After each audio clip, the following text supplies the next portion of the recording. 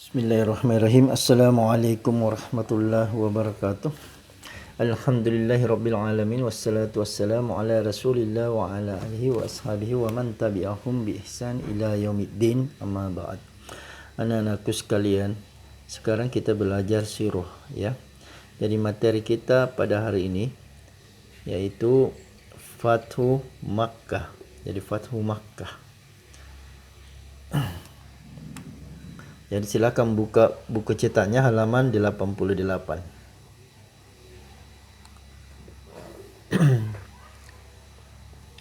Oke, jadi Nabi Muhammad sallallahu alaihi wasallam pada saat itu bersama 1400 orang kaum muslimin menuju Makkah dalam hal untuk melaksanakan ibadah umrah. Sampai di Hudaybiyah, beliau dan kaum muslimin istirahat dengan membangun tenda-tenda. Ketika itu kaum kafir Quraisy bertekad untuk menghalangi kaum muslimin dalam melaksanakan ibadah umrah, sehingga Nabi sallallahu alaihi wasallam mengutus Utsman bin Affan radhiyallahu an untuk menyampaikan tujuan kedatangannya ke Makkah. Ya. Tujuan kedatangannya ke Makkah. Kemudian Utsman kembali menghadap Nabi sallallahu alaihi wasallam serta beserta jumlah utusan Quraisy untuk membalas utusan yang datang kepada mereka. Sehingga terjadilah perundingan antara kaum muslimin dengan orang-orang Quraisy. Dari perundingan tersebut ya menghasilkan kesepakatan yang dikenal dengan perjanjian Hudaybiyah. Jadi anak-anakku diperhatikan ya. Jadi pada perundingan tersebut dikenal dengan perjanjian Hudaybiyah. Kenapa dikatakan perjanjian Hudaybiyah? Karena kaum muslimin dan orang-orang Quraisy berunding di Hudaybiyah ya. Di wilayah di sebelah barat laut Masjidil Haram ya yang sekarang dikenal dengan As-Samisi. Oke. Jadi apa isi dari perjanjian Hudaybiyah? Jadi isi perjanjian dari Hudaybiyah pertama itu kaum muslimin harus pulang pada tahun itu ya. Jadi tidak diperkenankan untuk umroh pada tahun tersebut ya. Boleh melaksanakan umroh pada tahun depannya ya. Jadi tidak boleh memasuki Makkah pada tahun itu dan dibolehkan kembali ke Makkah untuk melaksanakan umroh pada tahun depannya. Kemudian yang kedua, perang antara kedua belah pihak dihentikan selama 10 tahun. Jadi tidak ada perang selama 10 tahun. Kemudian yang ketiga, memberikan kebebasan bagi kabilah-kabilah Arab untuk memilih bersekutu apakah dengan kaum muslimin ataupun dengan orang-orang kafir, ya. Oke, dari butir-butir perjanjian tersebut, ya, secara lahiriah, secara kasat mata menguntungkan kaum musyrikin, sehingga kaum muslimin enggan menerima perjanjian tersebut. Tapi Nabi sallallahu alaihi wasallam menegaskan bahwa perjanjian tersebut harus dilaksanakan karena ini perintah Allah Subhanahu wa taala. Ya, sebenarnya ada janji Allah Subhanahu wa taala ya. Allah Subhanahu wa taala berfirman, laqad sadaqallahu rasulahu ar-ru'ya bil haqq la tadkhulunal masjidal haram. Ya, la tadkhulunna masjidal haram. Sesungguhnya Allah akan membuktikan kepada Rasulnya tentang kebenaran mimpinya dengan sebenarnya, yaitu bahwa sesungguhnya kalian pasti akan memasuki Masjidil Haram. Ya, Masjidil Haram.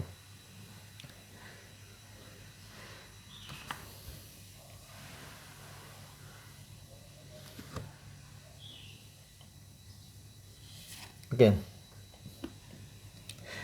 Jadi perjanjian Hudaybiyah ini secara kasat mata ya sangat merugikan kaum muslimin dan sangat diuntungkan kaum musyrikin ya. Tetapi pada dasarnya ya setelah lama beberapa waktu kemudian, karena perjanjian ini berlangsung sebelum kaum Quraisy melanggar perjanjian ini selama 2 tahun, baru diketahui betapa besar faedah yang terdapat di dalamnya ya bagi kaum muslimin. Jadi salah satunya faedah yaitu Nabi Shallallahu Alaihi Wasallam berkesempatan berdakwah tanpa ada gangguan dari kafir Quraisy karena dihentikan perang ya selama 10 tahun. Ini Nabi Sallallahu Alaihi Wasallam memanfaatkan waktu selama 10 tahun ini untuk berdakwah, menyurati raja-raja, misalnya Raja Romawi, Kaisar Persia ya, Raja Mesir, dan banyak raja-raja yang ada di Jazirah ya, untuk didakwai supaya masuk Islam ya.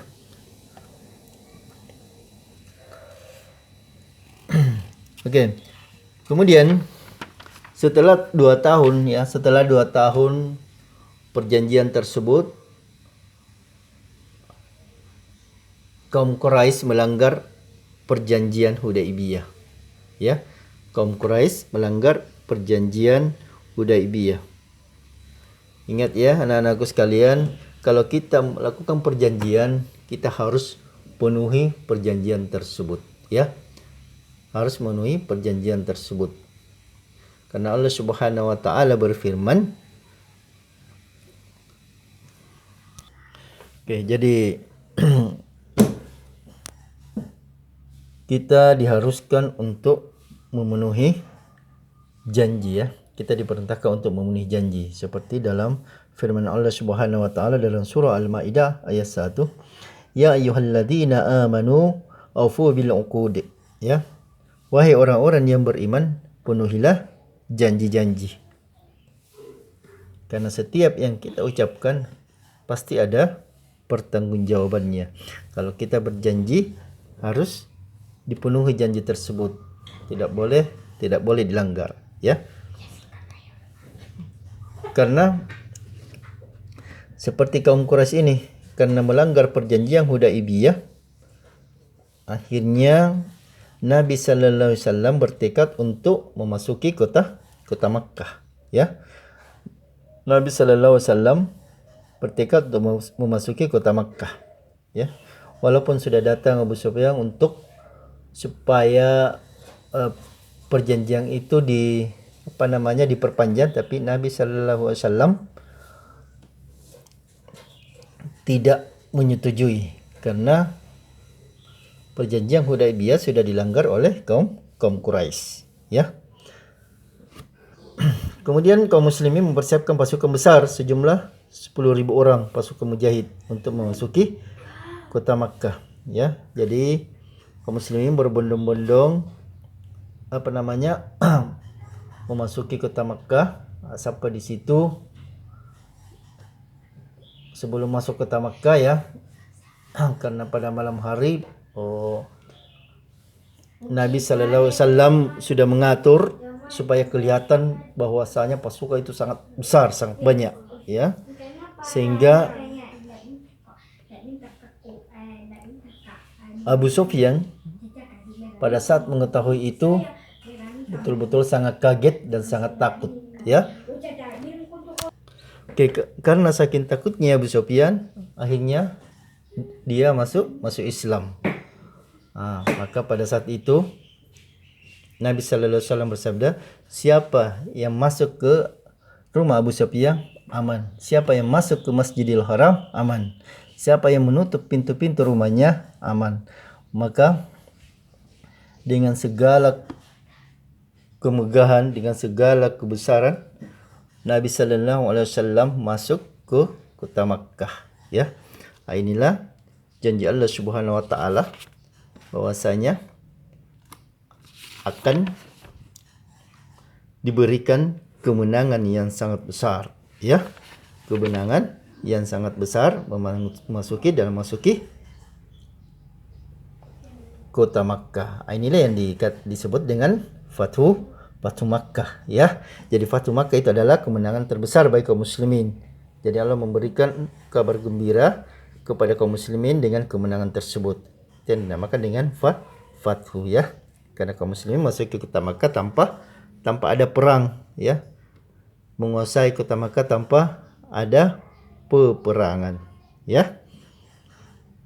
Itu saja yang bisa dijelaskan ya. Nanti pekan depan disambung lagi. Subhanakallah bihamdik, asyhadu an la ilaha illa anta, astaghfiruka wa atubu ilaik. Assalamualaikum warahmatullahi wabarakatuh.